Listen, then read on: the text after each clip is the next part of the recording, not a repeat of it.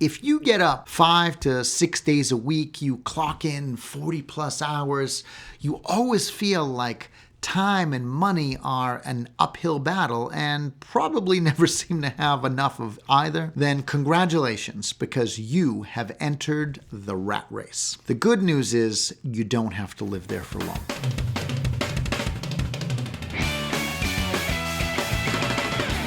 I'm randomly going to select 100 of you to receive your own gold-plated coin. I used to carry around a gold coin kind of similar to this one right here. Not to spend, but because it reminded me of wealth, and it was a symbol for me of what was to come and what I could achieve financially. As a thank you for your support, I want to give you a little piece of motivation to remind you of what you can achieve and the results that you can get in life. So, when this channel hits 500 subscribers, I'm randomly going to select 100 of you to receive your own gold-plated coin. These coins are real currency from around the world that have been plated in 100 mils of fine gold.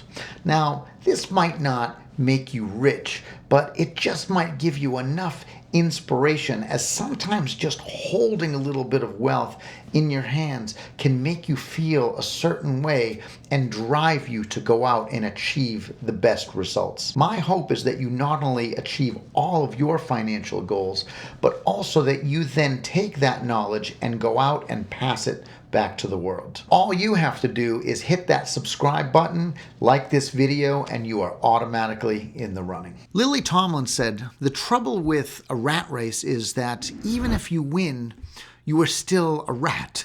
What exactly did she mean by that? Well, most people feel like by doing their job, which maybe they love or maybe they hate, they're just stuck on this sort of hamster wheel, right? This endless loop, this negative cycle of going to work and trying to save money and trying to pay your bills and trying to get ahead. And it is literally this endless hamster wheel of struggle. That struggle can lead to something called workplace burnout. It's where you're just tired all the time. You are stressed. You feel like you are struggling and you can't get away from that struggle. And worse yet, at the end of all of this struggle, you feel broke, right? You still feel like you don't have enough money. So Monday's going to come around and you're going to get up and you're going to do it all again.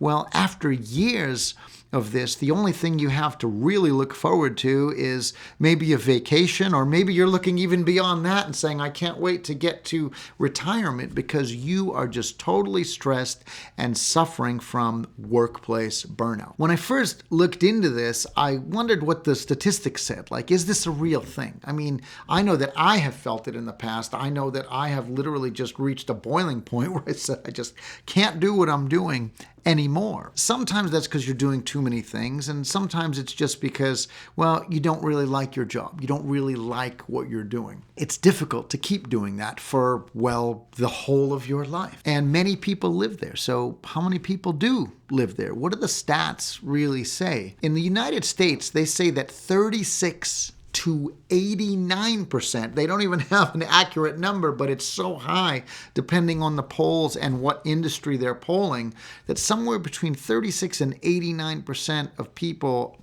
are admittedly say they are suffering from workplace burnout. I mean, 89%. That's over 2/3 of society that's absolutely miserable, tired, struggling, and almost at a boiling point. What's causing this? I mean, life isn't getting any easier. We know that. There's inflation.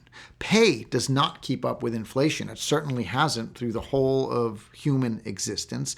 We have heavier workloads now than before. Why is that? Because our bosses are taking one person and maybe getting rid of 3 and saying, hey, you've got to do your job and the workload of those other 3 people. This happens every day, and I'm sure it's happening in your industry too. We have a high cost of living, and things are just getting more complex. You see, we have all of this technology that's supposed to be helping us, right? We have smart cars and smartphones and smart TVs and smart homes. Everything is so smart, but our lives are actually becoming more difficult and more complicated. All of this tech is not really helping, and we're sort of ignoring that fact. That's AI is not the solution. Tech isn't even the solution. Simplifying your life could be the solution, but we're so addicted to technology that we put it everywhere. We put it even in places that it doesn't need to be. A good old-fashioned key to start your car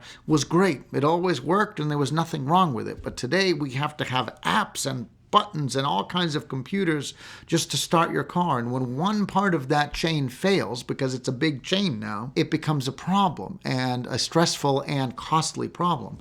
Just the other day, I made an attempt to go out for dinner, and it wasn't someplace we would normally go. I was actually working in a casino. I had a gig. I was performing. I decided to get there a couple of hours early, and I said to the wife, we're going to go out. We're going to have a great evening. I'm going to get there early. We're going to relax. We're going to find a restaurant we've never eaten at before, and we're going to just, dine out, and then I'll go do my gig. So I left with about 2 hours to spare before sound check, and we settle on this one restaurant that we want to go to. There's a hostess there working at the front, and I said, can we have a table for two? And she said, oh, there's a little bit of a wait, not too long, maybe 15, 20 minutes, but can you go over to this kiosk and just put yourself on the list? And I said, in the old days, I would say, Daniel, party of two, and they would write that down, and when a table was ready, they'd call us. Now they have this little computer that we have to go over to. So we go over to the computer, and I completely don't like dealing with that stuff. So the wife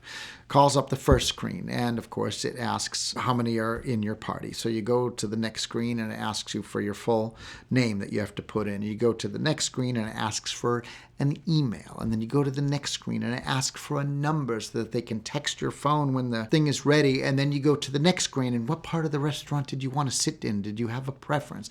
And there was about 5 screens to get through on this thing. There was no way that this is more convenient and better than the hostess saying, how many in your party and what's your name? Which takes as long as it just took me to say that.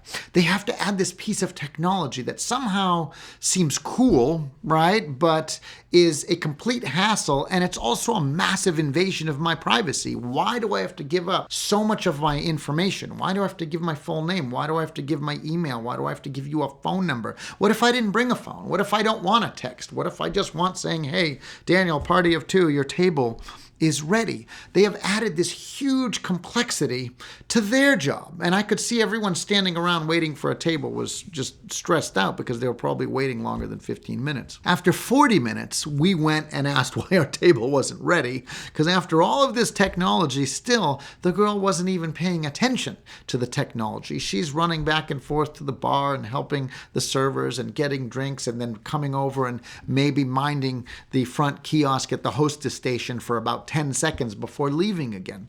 The whole situation was just untenable. We would never go there again. The point is that life is getting more complicated, and this is adding to our stress. It's adding to workplace burnout, because you're struggling all day and now you want to go and do something, and there's 10 little levels that you have to get through just to make that happen. So how do we fix this? What is the solution? How do we keep more of our money and keep more of our sanity? The first thing you're going to have to do is you're going to have to change your mindset. See, this starts in the mind. It starts with us changing our thinking. You have to realize that today is not forever. Maybe you don't like your job. Maybe you don't like what you do. Maybe you don't like how things are, but today is not your forever. It's just your right now.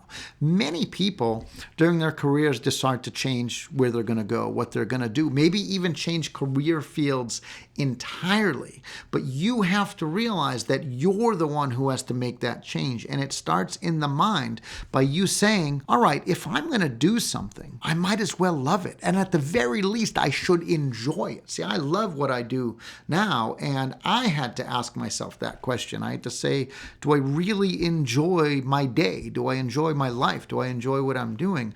And if there's too much going on, then I'm going to have to change my thinking and find a way to do it differently. The second thing you're going to have to do is you're going to have to create a new goal. Right? See, what's the difference between a goal and a dream? Some people are working a job they hate or doing something they loathe, and they're completely burned out. But they don't have a plan. They have a dream. I would love to do this. I would love to work with animals. I would love to have a job where I was helping people and not just doing this grind in this cubicle. That's just a dream. You see, what's the difference between a goal and a dream? A goal is an actual plan. You actually have plans. You are organized with how you're going to achieve that. Step by step, it's going to give you an outcome rather than just living in the world you're in and never changing your thinking and not setting goals. So when you set a goal, I like to kind of envision it. I work backwards. I start with what is my perfect day. When I lived on the East Coast, I was much busier and we were doing well, but my days were very stressful and I did suffer from workplace burnout again and again over the years because things would just build up. When I moved out to Las Vegas, I decided,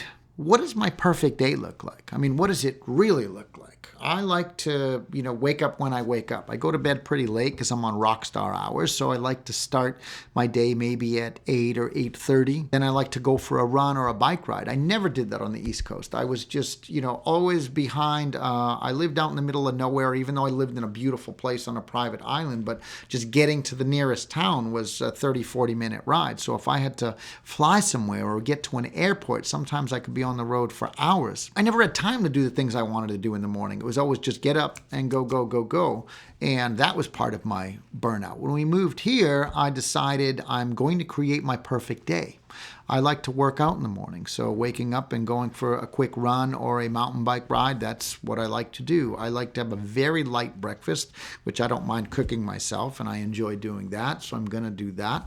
I never answer my phone before 10 a.m. My morning is my morning. So regardless of what time I get up, whether I get up at 6:30, 7 o'clock, or whether I get up at 9:45, I do not answer my phone before 10 a.m. That morning is my time to do what I will with.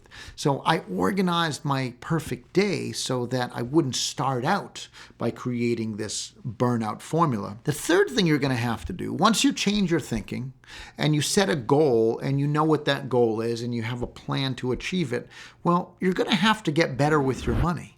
You're going to actually have to get really good with your money. You see, part of workplace burnout is directly tied to our earnings.